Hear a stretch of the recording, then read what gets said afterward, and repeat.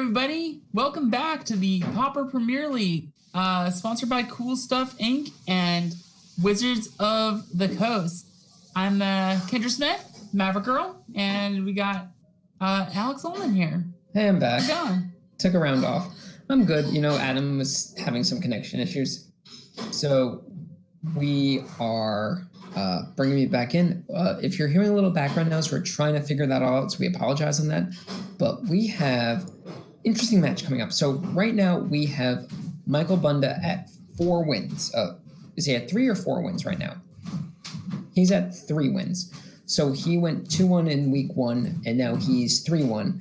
And if he gets another win, he makes the playoffs. Yep. Right now, Adam has made the playoffs. He is still undefeated, and that means right now he is getting an automatic bye to the final day of competition. Yeah, it's going to be awesome. I can't wait to see what he does, because he's going all the way to the end. And who knows, we could even see Michael get there too. Yeah, Michael has to run the table. Live. He has to run the table, but he gets one more win. So right now we have kind of, a matchup that's really popular, which is Ricardo on Stompy versus Michael on the four color Astrolabe Ephemerate deck. Yeah. Kendra, what do you like in this matchup? So I kind of personally like Michael's a little bit more, I think, because he has a lot of different things going on here. The Spellstutter Sprites are definitely a big thing compared to like your typical Jeskai match, which just spits out like the creatures and tries to kind of go for the long game. So we're at like hang on 1 second. Looks like we're doing some transitioning here. Yeah. The thing that stands out about Michael's deck are the main deck Aven Riftwatchers. Okay. We'll be right back. Sorry about that, folks. We were having a little audio problem on our back end. We think we got it sorted out, so we're back now. As we were saying, I really like the main deck Aven Riftwatchers in Michael's deck. They're going to buy him a ton of time against Ricardo. The one thing that is going to seem like it's going to matter a lot are the presence of the Silhana Ledgewalker main. Michael can't stop those aside from countering them. So if Ricardo's able to stick those, it could be a tough time for Michael. But if I'm right, does Michael have access to Weather the Storm in the sideboard? Yeah, I think so. No, he does not. He has standard. No Weather Storms in this deck at all, and he's running just the green mana for Pulse of Murasa. Yeah, but he does have access to Journey to Nowhere, Lone Missionary, and Standard Bearer in the sideboard, as well as Electrickery. So I do like Michael's chances to win this and secure his spot in the playoffs. Him winning would also knock Ricardo out of the playoffs as well. So we're just waiting for our players to get ready. But what do you think about, Ricardo's chances here? Do you think, because this is kind of a matchup that is happening a lot these days. I definitely think Ricardo definitely stands a very strong chance. He's on Stompy. If he goes in fast, really hard, and just all in, then we just it could be tough. I'm losing my train of thought here. It's okay. It's late on the East Coast. Ricardo basically has to go all in really fast, and if he manages to do that, and he can overtake Michael. But the thing is, Michael also can just overtake Ricardo with something like Spellstutter Sprite, removal spells, what have you. So it really kind of is anyone's game. It just depends on who draws better a little bit. Yeah, so it looks like we're ready. So let's go down to the match and get underway and see if Ricardo can keep his playoff hopes alive. I am not Michael Bonde, and this is not Charles Jenkins. This is Kendra. But we are getting ready. Let's see if we can get the hands up. And once again, Ricardo is he is plagued by the mulligan bug this week. Yeah. Meanwhile, he's taking a mulligan, but that is a great 6-card hand. Oh, absolutely. You have Quirion Ranger, you have Nettle Sentinels, Howl, or Hunger of the Howl Pack, rather. Yeah, and also the River Boa, which is going to be really key against Michael's deck loading with islands. On the other hand, Michael has 2 lands, removal, and Archaeomancer. So yeah, I like Michael keeping this hand. Absolutely. I think almost if Ricardo doesn't get a second land, then he's going to be hurting against this play. No, he has the Quirion Ranger. It's actually he has access to 2 mana starting turn 2, but he's on the draw. Well, yes. My point with that though was that Michael can just bolt the Quirion Ranger, so it makes it harder for Ricardo to keep that mana going. But he did find a second land, so he's off to the races, as it were. So if you're Michael, do you play out this Ash Barrens? I think you do, especially if you don't find a land off this Preordain. Yeah. Oh, well, we found the thing, so. And he's aggressive with those lightning bolts. And you know what? Given his hand, playing around with those bolts. I don't hate that move. If you're Ricardo here, what do you run out the River Boa? I don't think you can afford to. No, he's playing it safe with the Quirion Ranger. Yeah, and which is exactly how he should be doing it. I would personally. Why? Why would you put the Rancor on this creature, which is one of your more fragile ones? Because if it dies, it just comes right back. It goes back to your hand. So you can always just, put it back on wherever. It kind of baits the removal against it a little bit. And at least in the meantime right now, it just goes in really hard for some damage. Now, I will say that does change here if Ricardo is able to get the River Boa and then play out another forest again with the Quirion Ranger, because then he can hold up the regeneration and then just go really hard. Here's the Rancor, here's Savage Swipe, here's Hunger of the Howl Pack, and you just go off. So really interesting here is that Michael had the Ash Barrens, but instead looked like Preordain into Brainstorm, and the only land in his hand is that Ash Barrens. So what you're going to see him play it out. Looks like he put Preordain and Skred on top, but he's going shields down here. He has played out Astrolabe. He has not left up either of his removal spells, and it's fair game for Ricardo to.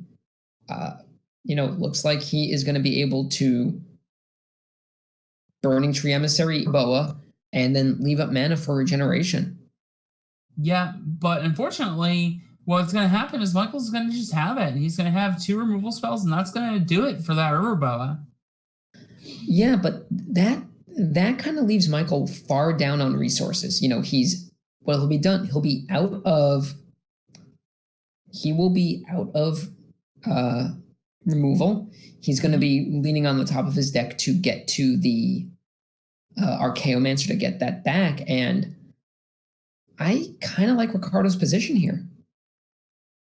Yeah, it's definitely kind of anybody's game here. That Aven Riftwatcher sitting in Michael's hand, though, is going to set him up for some really tough games here. I like this play. So what Michael is doing, it looks like he's trying to bait out a Hunger.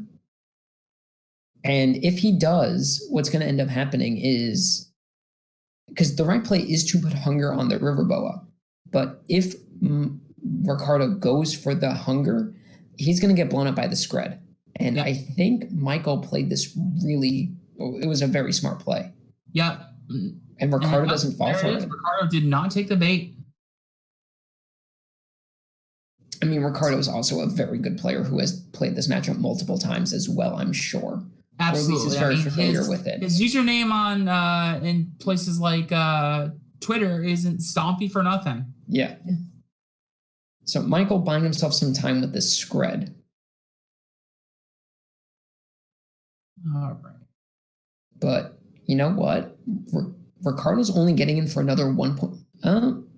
So does Ricardo see the line? He does not. So what he could have done there is untapped River Boa with Quirion Ranger to get in for the damage anyway. Yep. But he did not see it. And so it's either he didn't see it or he didn't want to pick up the land when he had already played a land for turn. I'm not sure. I think you go for it there. I think I would too personally, but that's just what he might have been thinking of there, to try and hold up as much green mana as possible against any removals or anything like that. So this is an interesting turn. So what Ricardo can do is he can put the regeneration shield on the stack, fight the Riftwatcher, hunger the River Boa, untap River Boa, and then attack with what I believe will be a 6-power Island Walker.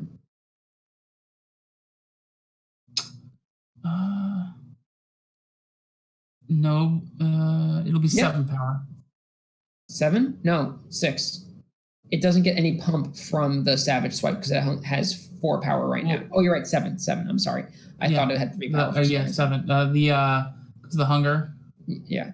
So I think that's the line. Michael's on the back foot here. Granted, you're... What? Looks like Ricardo is going to go about things a little differently. He's going to hunger the Ranger, punch the Riftwatcher, get in for 8. So it's more damage this turn. I think it's less damage overall, however. Yeah. At the same point, it isn't as if Michael has a ton of things going on in hand. Actually, Ricardo doesn't know that. This now I think about it a little bit more, because it does keep some regeneration shields open more for the River Boa, just in case. Because we know that Michael doesn't have any removal, but Ricardo might think he's just holding on to it and might want to just play it better safe than sorry. Well, that line would have left a forest up for regeneration anyway, because it would have been able to return it and replay it with the Ranger. But right now what we have is we are a pump spell away from Ricardo taking this game. That is not a pump spell that will do it, though.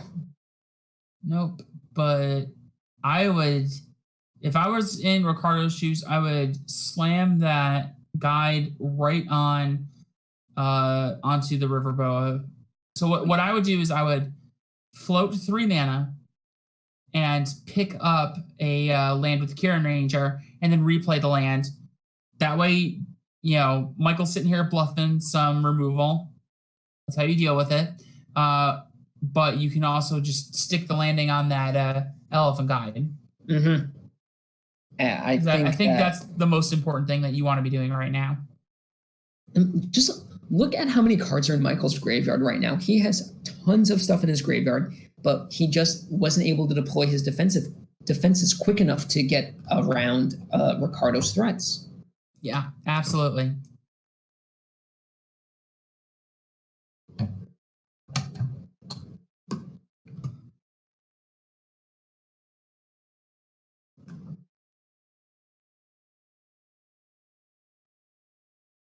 We're not seeing that elephant guide going down.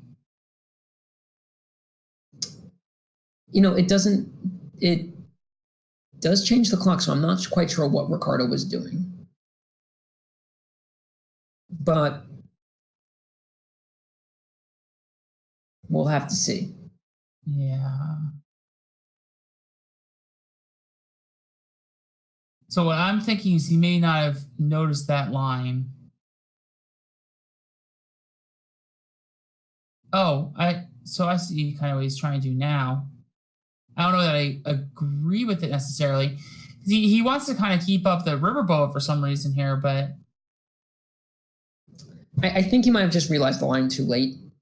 Yeah, I mean, probably. It's an hour later than it is for us, so yeah, for sure. At, you know, it's past midnight for him, so that draw does not do it. So what it looks like Michael's trying to do is he's trying to Archaeomancer back a removal spell to try and take care of the River Boa mid-combat, so he'll have to regenerate it. What he doesn't realize is that there's a Vines in Ricardo's hand, and that play is not going to work. Nope, not one little bit.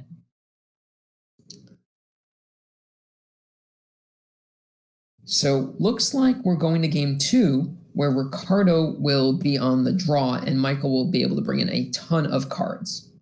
Yep, absolutely. And let me see here. Let me pull this up here. He is Journey to Nowhere. Standard Bearer is huge. You get Dispel if you really want it against like the Hunger the Howl Pack and Vines of Vastwood. And you get Lone Missionary too, which you can also keep picking up with the Oh, this is interesting. So I'm not sure what happened there.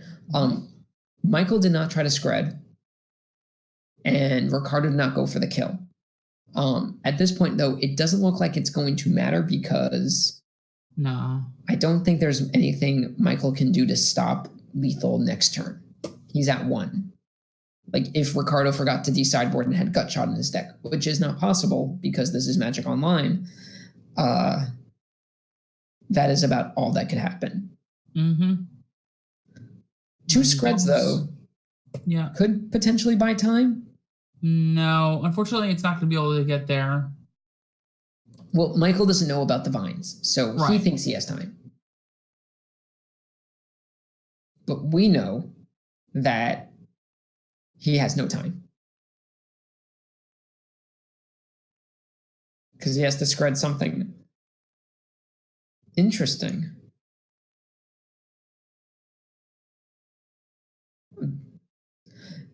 I wonder if Michael has to know that the River Boa has Island Walk. Yes. Yeah, absolutely. Yeah. He can't beat Vines, so he has to play like it doesn't exist. Which it does, and so we're going to game 2. Yep, absolutely. That does it. Ricardo takes it down, and we go into we're getting ready for game 2 here. Michael knows his sideboard plan. Look what came in. Lone Missionary, Electrickery. So this is an interesting card. Oh, Michael is siding out the counter spells. I like that play. Yeah, for sure. Ricardo's going to be much faster, so you're going to want, Counterspell isn't going to be as good at dealing with those quick threats.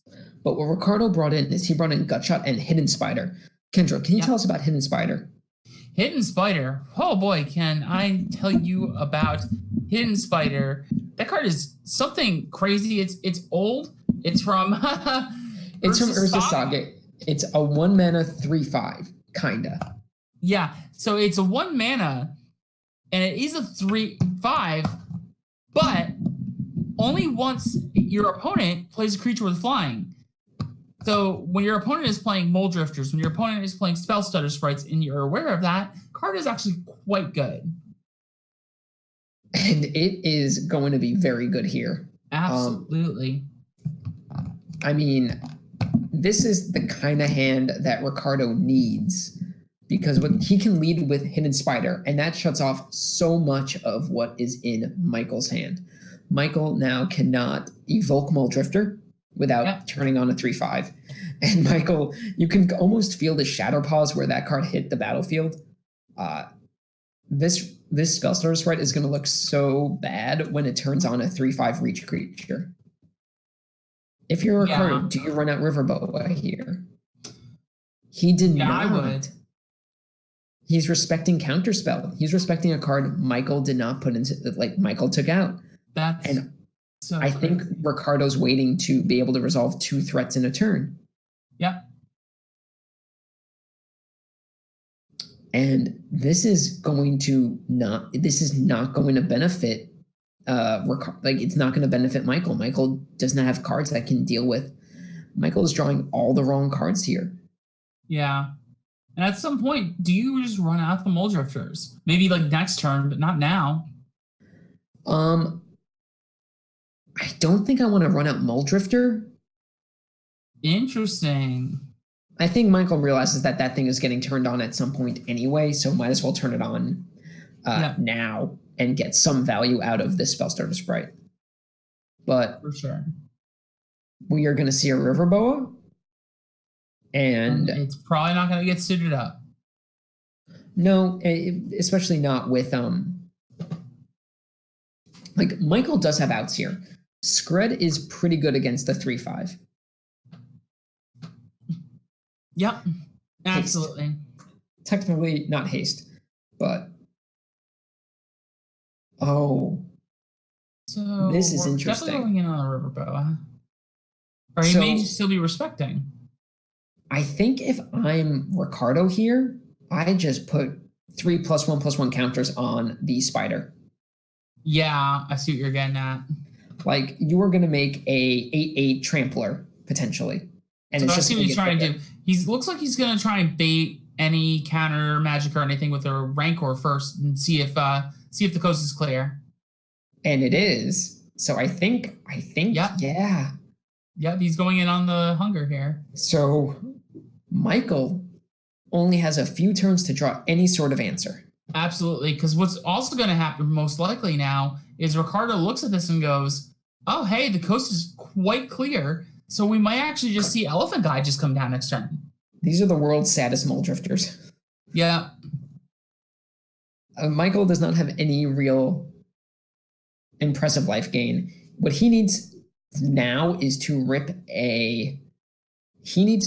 Journey to Nowhere. That is about all he can hope for. Now he has the cards to get there, but he's about to make what looks like an 11/11 trample spider. Yeah. With reach. Because it's going to be absolutely gigantic. Yeah, and you know what? There wasn't anything Michael could really do. He had no plays except to turn on that spider. Yeah, and there it is. There's the Elephant Guide, and there's a chance that we might see a River Boa come out too. I don't know that he wants to run it in without any without any regeneration shields up. But there it is.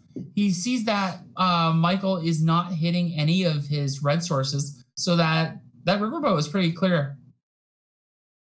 So it looks like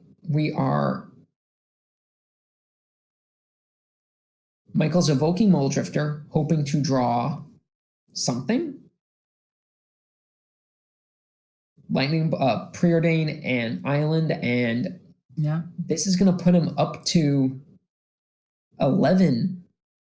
Michael can soak 5 damage, put him to 6. Plus the 2 from River Boa puts him to 4, but gains 2 from the Riftwatcher, which puts him back up to 6. I mean, yeah, Michael can definitely, make an attempt here, but there was an attempt. Yeah, Ricardo is very, very firmly in the driver's seat, and I think we're going to see a winner pretty quickly here. I mean, with 2 unblockable creatures, there really isn't much Michael can do. And there's 4 regeneration shields potentially up here. Yeah, I just don't. It's not possible really for Michael to win here. It doesn't feel like. No, and so Ricardo looks to remain alive. Yeah, there it is. Michael is still alive, but now things are getting interesting because you have a match against Ricardo. Michael has a match against Adam. Yes. If Ricardo beats you, he is into the playoffs. If Michael beats Adam, he is into the playoffs. If both those players lose, which is possible, we have 3 players at 4-2 and a whole scrum of people at 3-3. So that's going to make next week very interesting. But next up, I believe, is you and Ricardo. Yep. So I'm going to be joined here by Michael in just a few minutes, and things are going to get interesting. And you know what? Can't ask for much more in the last 2 matches of the regular season. So we'll be back in just a few minutes, and we'll see you then. Super hyped. See you then.